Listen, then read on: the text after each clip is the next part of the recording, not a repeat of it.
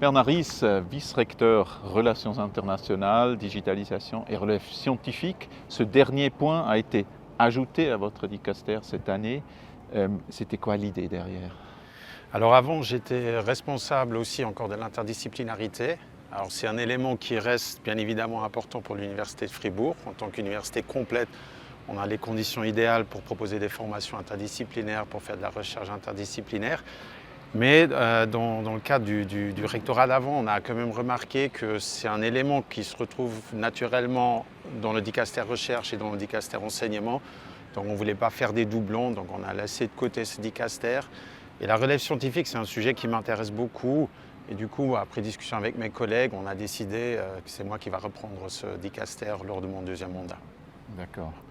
Et chez les étudiants, pour les étudiants en échange, vous avez, on peut dire, inventé cette année des Student Ambassadors. Donc c'est des étudiants qui font quoi exactement? Comment ils essaient de convaincre ou d'expliquer ce qu'ils ont fait? Alors c'était deux étudiants qui venaient tout juste de faire une expérience d'échange à l'étranger. Et on leur a demandé de passer au début du semestre d'automne dans différents cours pour parler de leur expérience justement aux autres étudiants et de leur dire quelles sont les possibilités, quels sont les avantages de faire un échange à l'étranger. Alors l'idée derrière, c'était qu'on pensait qu'il y avait plus d'impact et de crédibilité si c'est un étudiant qui vient tout juste de faire un échange, qui parle aux autres étudiants, plutôt que des professeurs qui ont fait peut-être des échanges il y a 30 ans, ou bien le vice-recteur qui leur dit allez à l'étranger. Donc on a demandé à ces étudiants de parler de leur expérience et on a vu, en fait, ils sont passés dans mon cours aussi, qu'il y a eu vraiment une discussion entre les étudiants qui étaient dans le cours et ces ambassadeurs, parce que je pense que les étudiants se sentaient aussi plus à l'aise de poser des questions et de discuter. Maintenant, à voir si vraiment ça a eu un impact et si on peut augmenter le nombre d'étudiants qui partent à l'étranger, ce serait souhaitable, oui, à voir les prochaines semaines et les prochains mois. Voilà, on va voir si c'était persuasif vers leur père. Une autre chose que j'ai vue, c'était un Welcome Center for Academics. Hein. Donc, si je comprends bien, il y a beaucoup de chercheurs, de gens de l'externe qui viennent à l'Université de Fribourg et il reste peu de temps ici. Donc, en quelque sorte, on doit les encadrer. Ou qu'est-ce qui manquait avant? Ou pourquoi maintenant on avait besoin d'un Welcome Center? Alors en effet, c'est un centre qui a été créé et qui s'adresse à toutes les personnes employées à l'Université de Fribourg, mais qui viennent de l'étranger. Donc ça peut être les professeurs, les lecteurs, les lectrices, des doctorants, doctorantes, mais aussi du personnel administratif.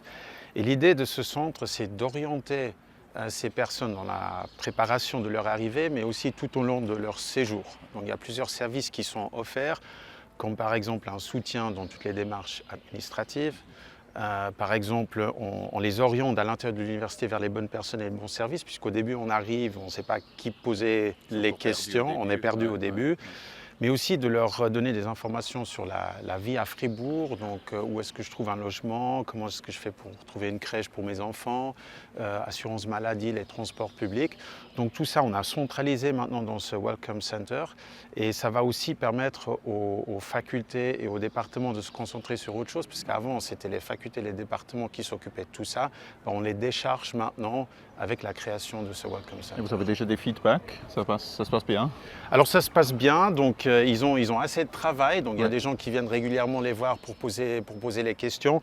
Maintenant il faut un petit roulement, il faut que tout le monde soit au courant que ça existe, parce que ça aussi c'est un certain défi, même si on l'a annoncé, mais ça ne veut pas dire que tout le monde se rend compte que maintenant ça existe. Et puis il faut peut-être faire un premier bilan après 2-3 ans pour voir comment ça s'est passé. Oui. Ok. Ce que j'ai aussi vu, c'est ce statut de chercheur invité qui a été officialisé. Donc il y avait déjà des chercheurs invités, mais ils étaient moins officiels, ou comment je dois imaginer? Exactement, donc on a souvent des chercheuses et des chercheurs qui viennent de l'étranger chez nous pour travailler avec leurs collègues ici. Oui. Et pendant qu'ils sont ici, ils n'ont pas de statut particulier, ils ne sont pas connus par nos services centraux et du coup ils n'ont pas de droit non plus.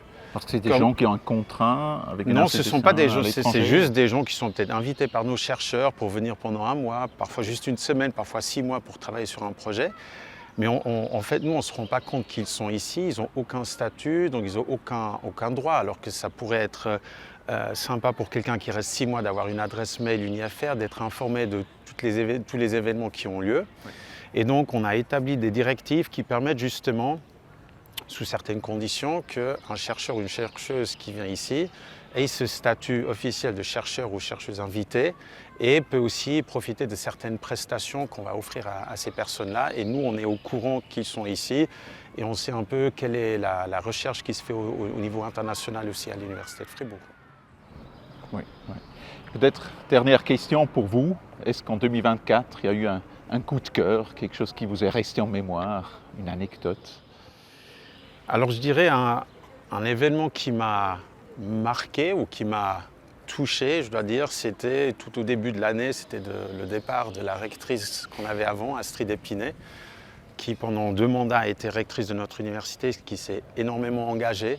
Et donc à la fin janvier, début février, il y avait un petit événement pour célébrer un peu la passation. Et on voyait quand même aussi la reconnaissance qu'on montrait envers cette personne qui s'est tellement engagée les dernières années. Et comme j'ai eu le plaisir de faire partie de son équipe lors de son dernier mandat, donc moi personnellement, ça m'a beaucoup marqué et puis ouais, aussi touché. Et vous êtes resté vice-recteur. Et je suis resté vice-recteur et puis j'ai envie de le rester encore, oui. Très bien. Alors, Bernardis, merci beaucoup.